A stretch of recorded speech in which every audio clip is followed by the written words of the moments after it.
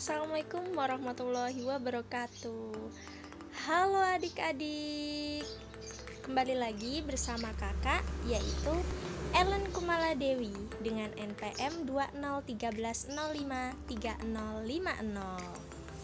Pada kali ini kakak dari PGSD angkatan 2020 ingin mengajak kalian untuk menganalisis unsur intrinsik dan ekstrinsik film Serdadu Kumbang. Yuk, mari simak videonya. Nah, untuk itu kita harus tahu dulu nih bagaimana sih sinopsis film Serdadu Kumbang ini. Film ini berada dalam arahan sutradara Ari Sihasale dan penulis naskahnya bernama Jeremias Nyangoen. Film berdurasi 106 menit ini rilis pertama kali pada 16 Juni 2021. Kakak akan bacakan ya bagaimana sinopsis film Serdadu ini atau Serdadu Kumbang ini. Sebelum kita lebih jauh tentang unsur intrinsik dan juga ekstrinsik, lebih tepatnya kita harus tahu dulu bagaimana sih sinopsis dari film Serdadu Kumbang tersebut. Nah, yuk kita pahami dan bahas.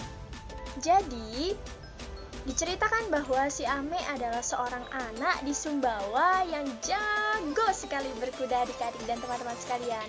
Ia punya cita-cita yang tinggi, tetapi ia minder karena tidak lulus ujian nasional dan juga memiliki bibir yang sumbing. Ame tidak mau memberitahu kepada siapapun tentang cita-citanya itu, kecuali kepada si kudanya. Apa ya kira-kira cita-cita si Ame itu? Pada sebuah ujian nasional, banyak siswa dan juga siswi SD serta juga SMP 08 yang tidak lulus. Hal ini membuat para guru memperketat sistem pembelajaran. Dan perubahan dari sistem pembelajaran ini sangat berdampak dan sedikit banyak pada keseharian siswa-siswi, termasuk di dalamnya yaitu ada Ame, Acan, dan juga Umbe. Ame merupakan salah satu siswa di SDN 08 yang tidak lulus ujian nasional. Sifatnya yang jahil itu berbanding terbalik dengan seorang kakaknya yang bernama Minun, yang saat ini telah duduk di tingkatan SMP atau tingkat SMP. Apabila Ame sering mendapat hukuman, justru Minun itu sebaliknya. Ia justru sering menjuarai lomba di sekolahnya. Teman-teman dan adik-adik sekalian, Minun dan Ame serta ibunya yang bernama Ibu Siti itu tinggal di sebuah desa di puncak bukit yang jauh sekali dari perkotaan. Ayahnya yang bernama Jakaria sudah 3 tahun bekerja di Malaysia tetapi tidak pernah mengirimkan uang kepada mereka.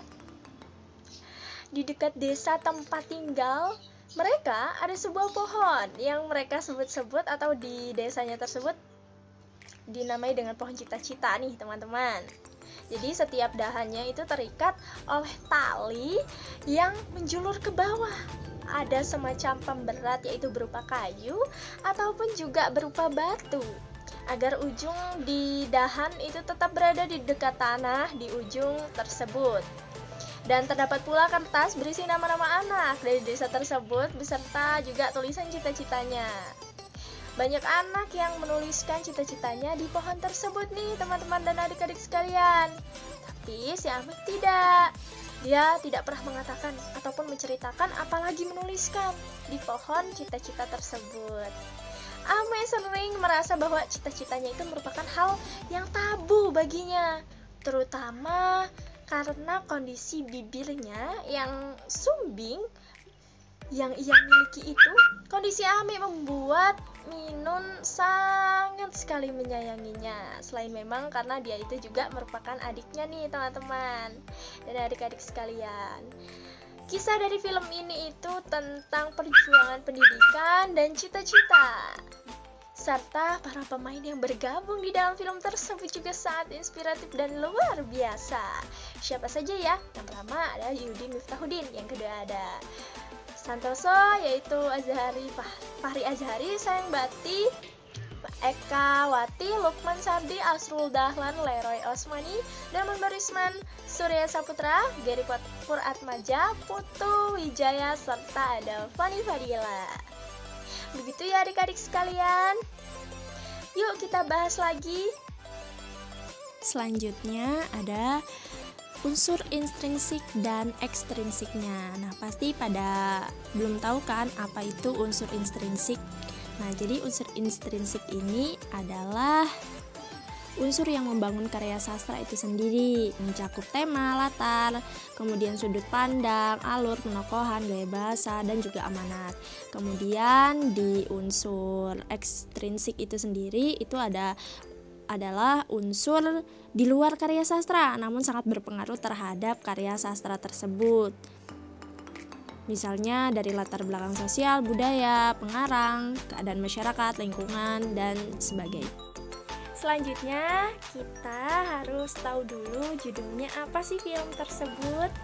Nah, jadi judulnya adalah Serdadu Kumbang, di mana film Serdadu Kumbang ini menggambarkan tentang suasana seorang anak yang meraih cita-citanya itu dengan semangat loh teman-teman dan adik-adik sekalian. Seperti seorang serdadu atau seorang tentara. Kemudian temanya dibagi menjadi dua, yaitu ada tema minor dan juga tema mayor. Dan yang pertama yaitu tema minor nih. Jadi sejarah dan pengetahuan itu penting loh teman-teman. Buktinya yaitu Ame ditanya tentang apa kabar Indonesia hari ini. Ia menjawab, Indonesia bermain bola.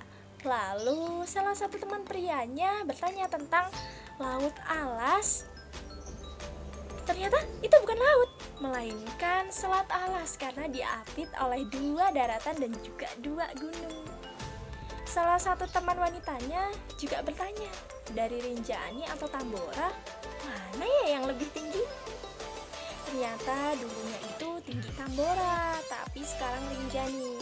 Hal ini dikaitkan atau dikarenakan dahulunya Gunung Tambora itu pernah meletus nih adik-adik dan teman-teman sekalian, sehingga menghilangkan separuh bagian, bahkan sampai mengubur kurang lebih 3 kerajaan adik-adik. Selanjutnya, usahakan jangan pernah terlambat ketika bersekolah. Buktinya adalah Ame dan teman-temannya yang terlambat masuk sekolah dengan berbagai macam alasan. Kemudian, pikirkan cita-cita mulai dari sekarang dan jangan pernah malu untuk menunjukkan cita-citamu. Gantungkanlah cita-citamu ini setinggi langit. Buktinya adalah Umi berkata bahwa cita-citanya adalah sebagai polisi. Tapi Ame malu ketika ditanya cita-citanya. Dia selalu menggeleng dan takut teman-temannya nanti mengejek kekurangannya. Sebagai seorang pelajar, bangunlah pagi-pagi. Dengan bukti Ame, Acan, dan juga kawan-kawannya itu sekolah sering kesiangan dan terlambat. Tema mayornya adalah pengetahuan, cita-cita, disiplin itu penting untuk masa depan kita. Yang kedua, kita akan berbicara mengenai penokohan, yaitu tokoh utamanya adalah yang benar-benar main ya di dalam ceritanya, yaitu menurut saya dari film tersebut itu tokoh utamanya adalah Ame. Buktinya adalah Ame yang muncul pertama kali di dalam film tersebut dan menjadi pusat perhatian, yang menyalahkan dirinya supaya semua teman-temannya mengikuti ulangan serta menukarkan anak kambingnya dengan handphone untuk menghubungi ayahnya yang ada di luar kota, yaitu Malaysia, luar negeri ya. Setiap sore ia selalu berlatih menjadi penyiar yang profesional ya, penyiar berita. Kemudian ada tokoh tambahan di mana tokoh itu dibagi menjadi dua, yaitu ada sekunder di mana ada Minun, Umbe dan Acan, yaitu buktinya Umbe dan Acan adalah sahabat karib Ame. Minun selalu menghibur adiknya ketika bersedih dan menyemangati adiknya. Kemudian ada tokoh komplement yang seperti saya sebutkan, yaitu di situ pelengkap, di mana pelengkapnya ada Pak Alim, Pak Openg, Ketut, dan juga Zakaria. Intinya adalah tokoh ini muncul, tetapi tidak terlalu banyak muncul dan tidak dekat dengan tokoh utama. Tokoh juga menurut sifatnya dibagi menjadi dua nih, yang sudah saya analisis dari cerita ini. Jadi kita belajar bareng nih, bahwasanya di situ ada tokoh utama, tokoh nyata, yaitu tokoh yang benar-benar muncul dalam cerita. Contohnya ada si Ame, si Umbe, si Acan, dan lain-lain. Buktinya apa? Buktinya adalah tokoh-tokoh di atas yang saya sebutkan tadi itu dalam filmnya muncul secara nyata. Jadi benar-benar ada ya teman-teman. Tokoh Maya nih yang kedua, yaitu tokoh yang hanya disebut-sebut saja. Jadi contohnya ada orang Malaysia dan guru Indonesia. Buktinya adalah tokoh di atas tidak ikut di dalam film ini dan tidak muncul, terbukti oleh ucapan Pak Zakaria begini: dulu orang Malaysia datang ke Indonesia minta dikirimkan guru dari Indonesia. Nah, menurut tingkah lakunya juga dibagi menjadi 3, yaitu tokoh protagonis, yaitu tokoh yang baik. Contohnya ada si Ame, ada Umbe, Acan, dan lain-lain. Buktinya Ame ini berkorban untuk teman-temannya agar bisa mengikuti ulangan. Kemudian yang kedua ada tokoh antagonis, yaitu tokoh yang sifatnya berlainan dengan tokoh protagonis ini. Ada Pak Alim. Buktinya apa? Buktinya Pak Alim ini selalu berbuat seenaknya terhadap muridnya dan tidak pernah memperhatikan si murid-muridnya ini. Wah, jahat sekali ya. Kemudian ada tokoh tritagonis, di mana tokoh yang tidak memihak antara baik itu protagonis atau antagonis. Contohnya ada kepala sekolah.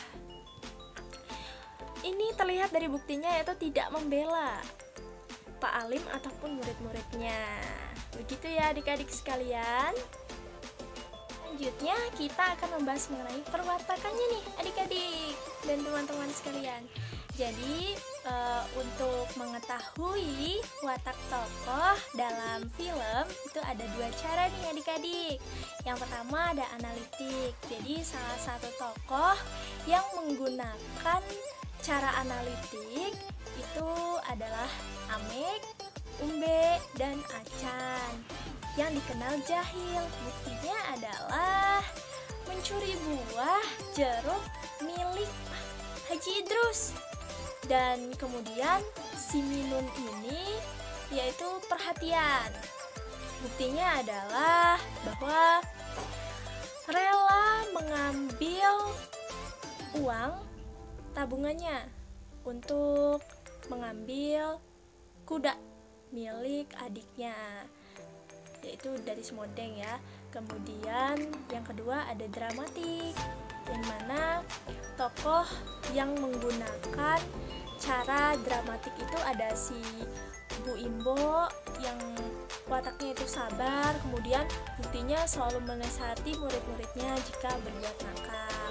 Kemudian ada Pak Alim. Pak Alim itu orangnya kasar, yaitu terbukti dari dia selalu membentak murid-muridnya jika melakukan sedikit kesalahan saja. Selanjutnya ada Pak Pin, yaitu perilakunya, wataknya adalah sabar. Artinya tetap berkata baik walaupun ia sedang marah. Ame itu wataknya baik. Buktinya adalah ia berkata bahwa ia rela dihukum asalkan semua temannya dapat mengikuti ulangan. Watak juga itu dibedakan menjadi 2 nih teman-teman dan adik-adik sekalian, yaitu ada dinamis nih. Yang pertama ada Ame, Umbe, Acan, Minun, dan Zakaria. Buktinya adalah kadang-kadang baik dan kadang-kadang buruk. Kemudian yang kedua adalah statis, di mana seorang Pak Pin dan juga Ibu Imbo yang terbukti bahwa ia ini selalu berbuat dan berkata baik. Alur cerita nih, sekarang sudah sampai ke alur cerita. Alur ceritanya itu dibagi menjadi 5. Yang pertama ada situation, yaitu Ame bermain kumbang hitam. Yang kedua ada rising action, di mana Ame itu bermain kuda dengan Umbe. Ada